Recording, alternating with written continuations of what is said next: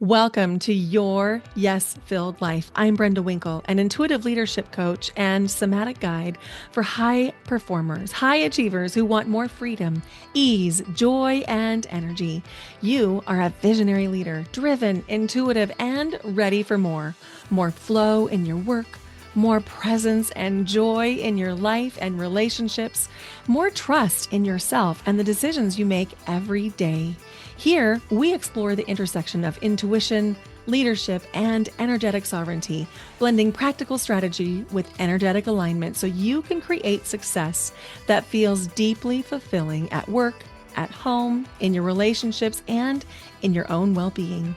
You'll hear inspiring stories, practical strategies, and high-level conversations designed to help you integrate the woo into your daily life.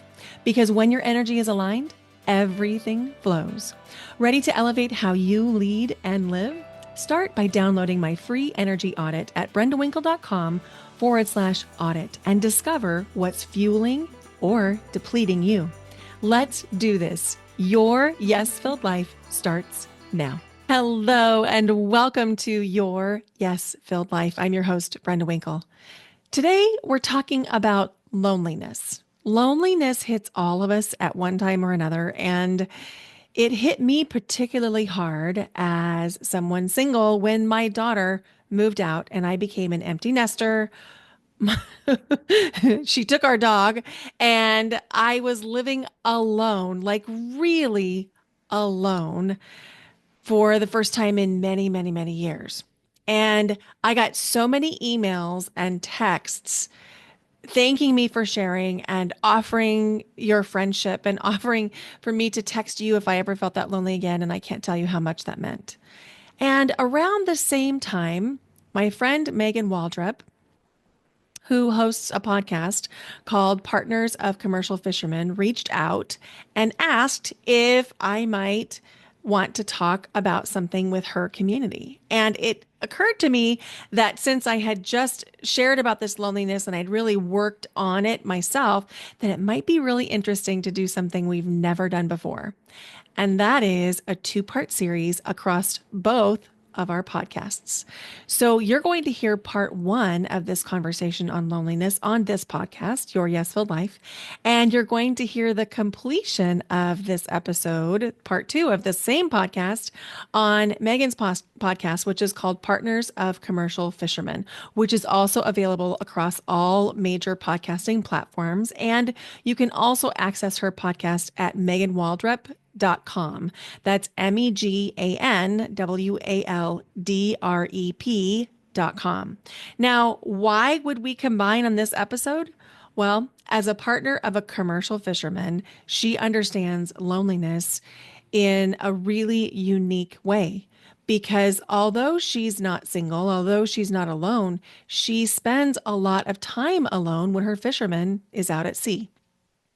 And even though our circumstances are very different in the sense that I'm not partnered, although I'm looking. So if you know anyone, help me out. Now, our situations are different, but loneliness hit us each in a really unique way. And it was something we both come to realize we have so much more control over than we thought. So I can't wait to share this two-part episode with you. I'm going to put the link to Megan's show in the show notes so you can go catch the second half of this episode. You're going to absolutely love it. If you've ever felt lonely, whether you were alone or surrounded by people, this episode is for you. We're going to talk about strategies that we've each used to combat loneliness and how we came through on the other side. We have conversations around building friendships, in-person connection, creating virtual communities, and finding like-minded friends. Without further ado, let's dive in. Hi, Megan. Brenda, I'm so happy to see you. It's always such a joy. Oh It my really gosh, is. the feeling is mutual. It's just like every time I see you, I just feel like I want to smile from ear to ear. Oh, I'm so honored. That's how I feel with you. I mean, I feel like I've fangirled you for a while too. I heard about you through podcasts where you were being super open about your experience with your business. And I thought, wow, this woman is so brave and is so strong and just incredibly intelligent. How am I going to connect with her? And then we end up being in the same mastermind, which was incredible. Yeah. Oh Oh, my that was the gosh. best. And So I just love hanging out with you. I love hanging out with you. I got that message from you that, oh, I heard you on this podcast. And I'm like, what? Somebody heard me and put together that it was me. It was one of those moments that I wasn't quite prepared for. So Right. I'm so glad that we got to know each other and then just have connected over and over and over again, just without any agenda. And I think that is so powerful when we just like connect without agenda. I love that. Me too. And what a perfect way to segue into the conversation today. Connection and then that feeling of loneliness. Mm-hmm. Mm-hmm. It can sneak up on you when you least expect it. And there you are. I mean, it really is so pronounced. And how, I guess, first of all, what do you think about the word loneliness? Like, what does that feel like to you? What comes up for you when you hear that word? Well, I think there's a couple things. One thing that comes up for me initially is the societal norming of loneliness as a bad thing, as something to be ashamed of. And so there's that running in the background because I think a lot of people are afraid to admit that they're lonely because of what they are afraid it might mean about them. And so the first thing that comes up is a challenge to that, saying that loneliness is just a state of not being with another human in a way that you don't feel seen, heard, witnessed, or have someone to share experiences with. And so you can be lonely and surrounded by people, or you can be lonely because you're alone. They're not mutually exclusive. What about for you? What comes up? Oh, that's so good. The lonely of being around people. It's like being alone in a crowd. I remember living Mm, in New York City and feeling that for sure. hmm And yeah, if I may share the most recent story that I've experienced that I've had with loneliness was in December. So, as a little background, my husband is a commercial fisherman and we have a home in Wilmington, North Carolina, and he was fishing in California. So, over, 2,500 miles away. But you know what? I embrace this lifestyle. I saw that as a silver lining to be able to cultivate this independence and have time to myself and also have the house to myself. I mean, let's be serious. It's pretty great.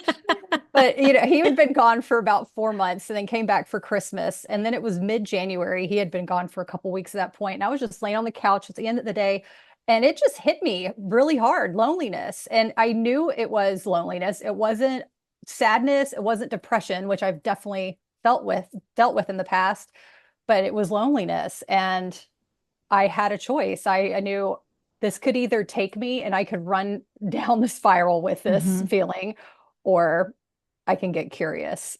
And that's what really helped was to figure out, oh, okay, well, this is what loneliness feels like. And then also to take inventory, is this actual reality here? Am I actually lonely? Okay, no, I have family, I have friends, I have love in my life. So this is a feeling. So it was really interesting to just kind of disconnect myself from going into the hole of loneliness, which can be such a weighted blanket.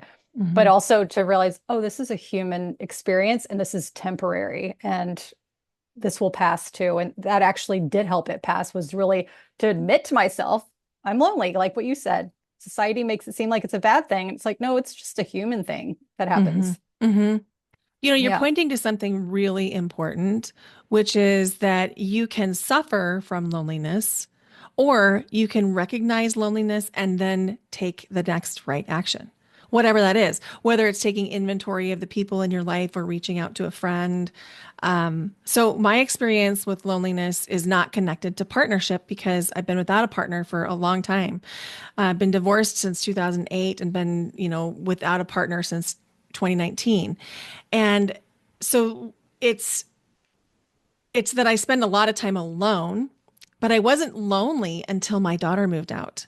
And she moved out in 2022 and I got hit with loneliness so profoundly that I didn't know if I was in reality anymore because I'd never experienced that kind of loneliness where I didn't even see other people and I couldn't remember how to find them.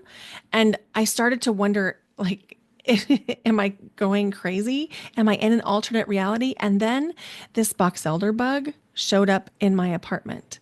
And I was like, okay, there is something moving. There is something living. I think I'm okay.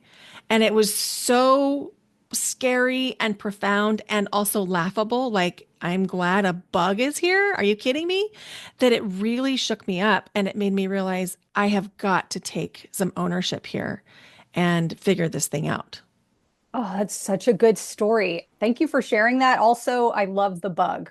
The bug, this bug, the savior bug. So, what were your first steps of getting out of loneliness once you had that revelation? Well, my very first step was I have to be around people.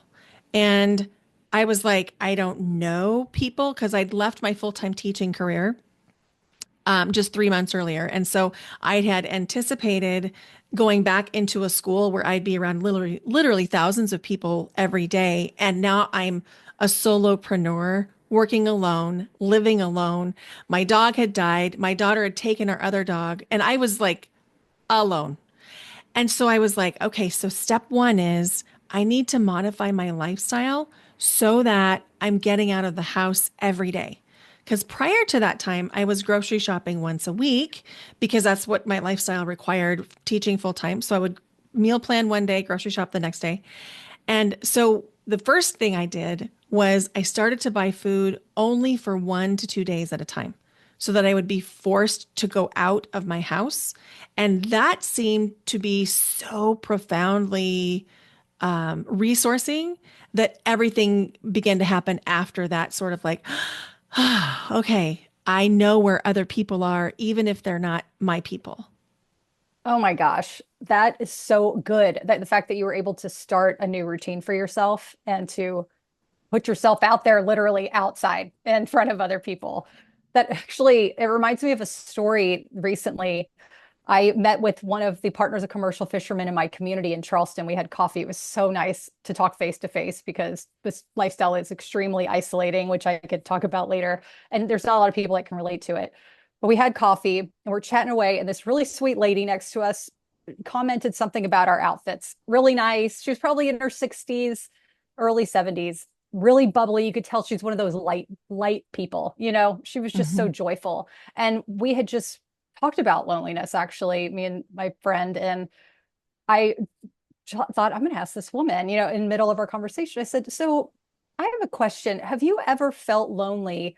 And if you have, what did you do to get through that? And she kind of just looked down and goes, oh, yeah, I've definitely felt loneliness. My husband passed away a year and a half Mm. ago. Mhm. And that was really hard. I mean, it was a very, you know, I mean, happy people get sad. And I'm like, wow, she's going there with us. It was really special. And she said, what really helped me was I had friends that came up and showed up for me, but also she did what you did. She said, I forced myself to get dressed every day. I forced myself to get out of the house and put myself out there. Mhm. And eventually that helped me bring into this whole new routine, these new experiences, events, places, and hobbies that she never thought she would expect. She's like, you know, life goes on, and my husband would have wanted that. And that, oh, that hit home so much because, I mean, commercial fishing, there are women in our community who have lost their fishermen because it is one of the Mhm. most dangerous jobs in the entire world. And so Mhm.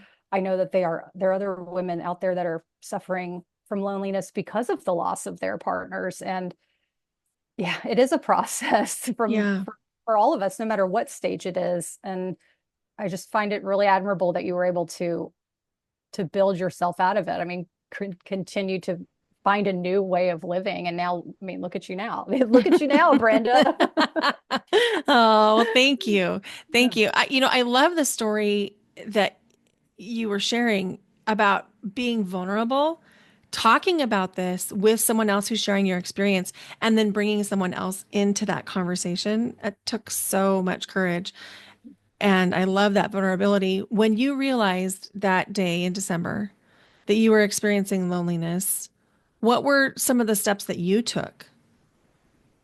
Some of the steps that I took was I literally I laid down and I was It just is time to say yes to the version of you that's already here. Invitation to come join me for a 4-day journey called Yes to Me. This is a 4-day energetic journey to activate your clarity, amplify your intuition, and help you lead from your truest, highest frequency. You've already created the success on paper, in your business, in your career, in your life. But now something deeper is rising, a quiet inner knowing that says, it's time to lead from who I really am. It's time to stop translating my truth to make it more palatable to other people. It's time to say yes to me. Yes to Me is a high frequency space for intuitive, high achieving women to return to their knowing, remember their power, and expand into leadership that feels like them, not the version they've been performing. You don't need more strategy. You need a space to hear yourself again. This isn't a course, it's a frequency shift. To learn more, go to brendawinkle.com/yes to me. That's brendawinkle.com/YESTOME. going, huh. I thought I said that to myself out loud. Huh, this is loneliness. And I sat with it for a few minutes. I allowed myself to feel all the feels. I'm like, where do I feel this in my body right now? Usually I feel things in my chest and my throat. And so it was, what is this experience like? And then going through, this is temporary. Every emotion is temporary. This does not make it a reality Mhm. because, like I've said in the past, I've had depression where it's just, you can't get out of it. But there are ways, in my experience for myself anyway, to stop yourself before you go deeper because it can be Mhm. so hard to dig yourself out after you go into these mind spirals. Yes. And so that was huge. I think I ended up texting my sister and having outside contact with people that I love and then thinking about plans that I had in the future. Like, oh, okay, and life continues. This is going to be okay. And so that really helped me. It was the first time I actually admitted to myself I was lonely because, I am an independent woman. I am, Hmm. I have this house to myself and, you know, does this make me less of a strong woman if I admit that I'm lonely? But really, Ooh, it's, our vulnerabilities are our biggest strength if we're actually able to admit them and connect with other people. I mean, that's what true strength is all about. that's right. That's a mic drop moment right there. True strength is about admitting. Yeah, absolutely. And, there's something so important about being true to ourselves when we can say, this is what I'm experiencing now. Because if we're not, then we try to put band-aids on the wrong things. Oh yeah. That that just hit home because I'm thinking I also thought during that time was my band-aid that I used to reach for was alcohol and drugs, particularly marijuana. I would go for that and I would just kind of shut all those feelings out. But this is the first time that I actually experienced it completely sober and thought, oh yeah, no, I can get through this. It's fine. Actually, if I put a band-aid on it, it's actually going to make it way freaking worse. Hmm. As I cheers to you with my kombucha in a wine glass, by the way, because that's how I enjoy my beverages, wine glass. But I mean, truly, I mean, and I think also quitting drinking, I've quit drinking 9.5 years and recreational drugs less than that. But to about the alcohol, when I quit drinking, it was interesting because there was a kind of a loneliness feeling and thinking, oh, well, I'm not going to hang out with all the people that I used to hang out with because we shared a different type of commonality there. And also, I'm looking around. If I go to one of these parties and I'm not drinking, I'm like, why am I friends with these people? Like sometimes I'm like, I'd rather be alone than be playing in the circus right now. Like this Uh-huh. isn't actually, you know what I'm saying? Like I sometimes do. it is better to be on your own than just to be amongst people that are not your vibe. I mean, that's just a whole other hole that you kind of spiral into. Have you ever had experiences with that? Oh, yes. And so I drink very moderately or minimally. Like I enjoy wine tasting, once or twice a year.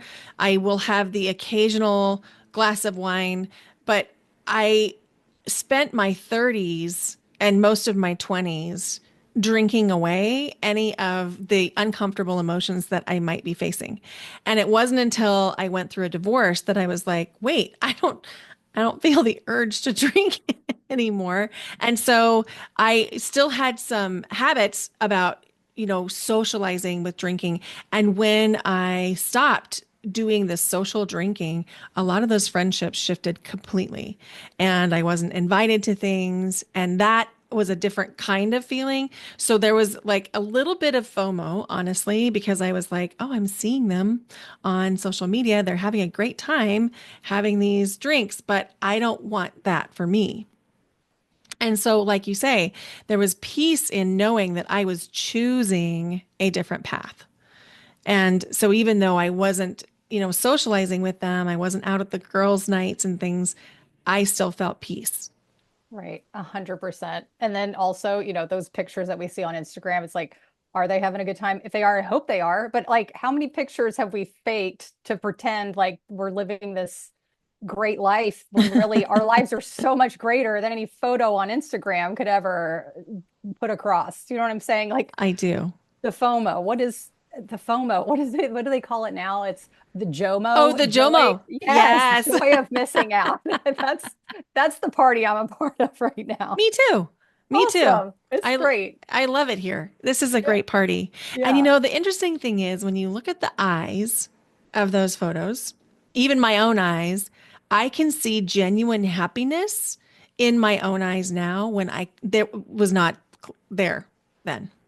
Oh, totally. I can relate to that so much. Yeah, that hits deep. I'm like, I could go off on a whole other tangent about that, but um, it's amazing what just those band-aids can do and then but also how it comes up. So if I may talk about one of the things that helps me with loneliness. Oh, this is something else I did. I totally forgot about this. I actually did a guided meditation called Meditation for Loneliness. I was like, let's get in there. I'm about to get all up in this loneliness and meditate through it. So it was a quick 10-minute meditation. And I thought, all right, we're going to embrace this. And so that was actually something else that I did. I totally forgot. But the meditation, getting further into that, one of my favorite meditation teachers, I'm sure you know Joe Dispenza. He has Hmm. incredible uh, guided meditations.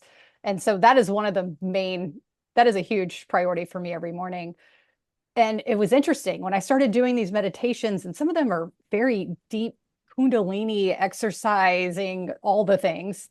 My sleep would be interrupted, but also I woke up one night with just pure anxiety. And I mean, I felt it all through my body. And I thought, oh, wow, this is anxiety. But also, I was thinking, I got to just let my body do what it's got to do right now to let it release. I don't need to be like, why am I anxious? What's going on? It's like actually, it's probably just releasing all of these Hmm. emotions that I've band-aided up with alcohol and drugs for so many years and letting it just come out. So it was me 3 in the morning just staring in the ceiling, being like, oh wow, I am anxious AF. But then eventually I was able to let it go and go back to sleep. But it's incredible to just take a step back and let the body do what it needs to do without going into why is it doing this? Is it because of this? Is it because I said this or this person, whatever it was. Well, you're highlighting something which is what I teach, which is embodiment, thinking about the somatic body.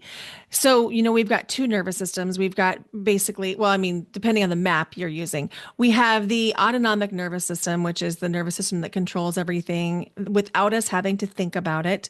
And then we have the somatic nervous system, which is where we have these nerves and it's where we can feel things in our arms and our bodies.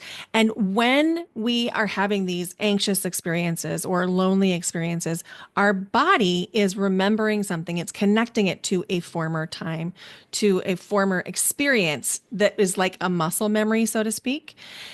And if we are staying in the structured mind and we're trying to think our way out of it, we will never think our way out of it. It just won't happen because if the anxiety is a body sensation and the mind is telling us we can think our way out of it, the only thing that's going to happen is you'll get more anxious or you'll get more afraid or more lonely because you can't think your way out of a nervous system response.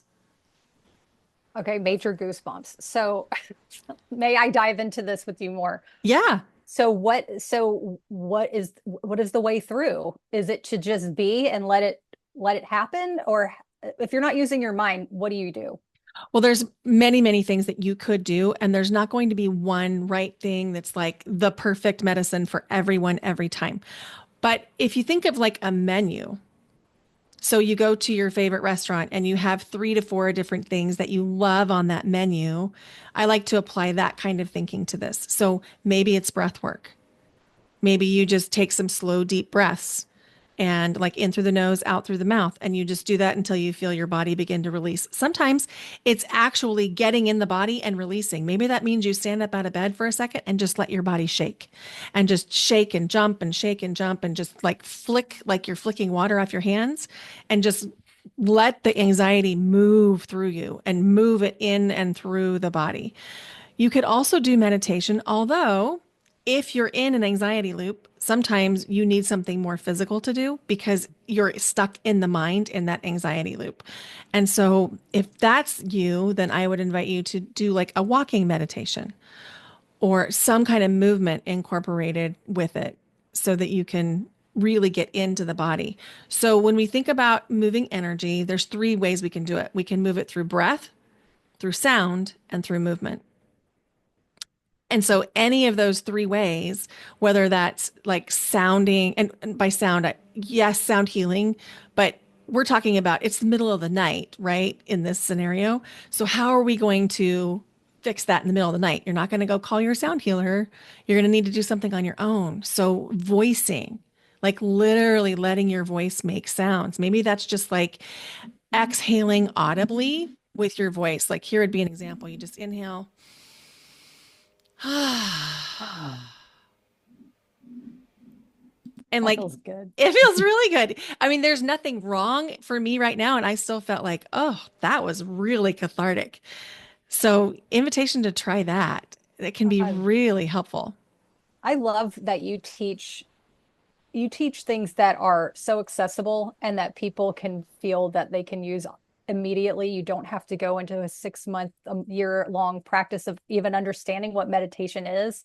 You can simply return to the breath. And but the way that you describe it, because we hear that a lot. If you're into the spiritual world, you hear about the breath and all the different modalities. But the way that you describe it, it just you make it feel so comfortable and you make it feel like we don't need there's no barrier for entry with you. And I really appreciate how accessible you make that for everyone. So thank you Mhm. for that. Thank you for saying that. I received that because it's with great intention that I try and remove any barrier to entry because we all can breathe and we all deserve to feel better. We all deserve to feel safe in our bodies, no matter what is happening in our lives, no matter what political affiliation we have. We all deserve that. And especially right now when things are tense and scary, one of the most impactful things that we can each do is make sure our own nervous system is regulated so we can make very clear, mindful, intentional decisions around what to do. Yes. And I love that also the knowledge of knowing it's a practice. We're not one day going to wake up and say, and I'm quote unquote fixed. I'm great. Everything's wonderful. My nervous system, I know where that switch is. It's like, oh no, the practice. And that actually kind of goes back to well, definitely goes back to loneliness. And it reminds me of my favorite piece of advice my mom ever gave me, which is the greatest gift you can give yourself is learning to be by yourself. And Mm. she said that to me before I moved to California. I packed my car up. This is like when I quit drinking. I was like, I need to get the F out of Charleston, South Carolina. I love it there. Don't get me wrong. But at that moment, I was drowning in so many ways. And so I packed my car up. I drove to California for a new life, headed out west. And that quote stuck with me so much because I thought if I'm able to be by myself, I will never be alone. I will always be okay, no matter how old I am. And I mean, to go to a point where I don't mean to sound morbid, but at the same time, we exit this life alone. Even if we're surrounded by people, we're the only ones going through that experience by ourselves. And if we're able to have these practices throughout our lives right now, that's going to make that journey so much more not not as of course beautiful, but also almost exciting in a sense of going, I'm ready to go to this next dimension, this next level, because I don't have fear in that way. I've practiced this and I've been here before. And now Mhm. I'm about to go really into the next level. So Oh, I love that. And I want to dive into your story about moving from South Carolina to California in just a second. Maybe we'll put that on your podcast where we can would finish love that that. story because I really want to dive into that because that is the essence of the yes filled life when you do something that is a little bit scary, but it's scary in a good way. But before we close this portion, I just want to offer that there is a futurescaping meditation available on my website that includes breath work. And so it's just like a 7 minute deep dive, which you wouldn't think 7 minutes could be that deep of a dive, but you'd be surprised. And you can access it at brendawinkle.com/feel better, all one word or lowercase. And so go grab that meditation, just practice, breath work, see if it works for you, and you can make it your own. And then when we pick this back up on Megan's podcast, Partners of Commercial Fishermen, we're going to dive into Megan's story about how she drove from South Carolina to California to start a new life. So we'll see you. This conversation is pure gold. And remember, it's not done yet. You can find the second half of this episode on Megan's podcast, Partners of Commercial Fishermen. Now, Megan and I know that there's a lot of people in the world who are facing loneliness. So, if this episode resonated with you, would you please consider sharing it with someone you care about and going to give the podcast your 5-star rating wherever you're listening? And I'll see you over on Megan's podcast. Bye for now. Until next time.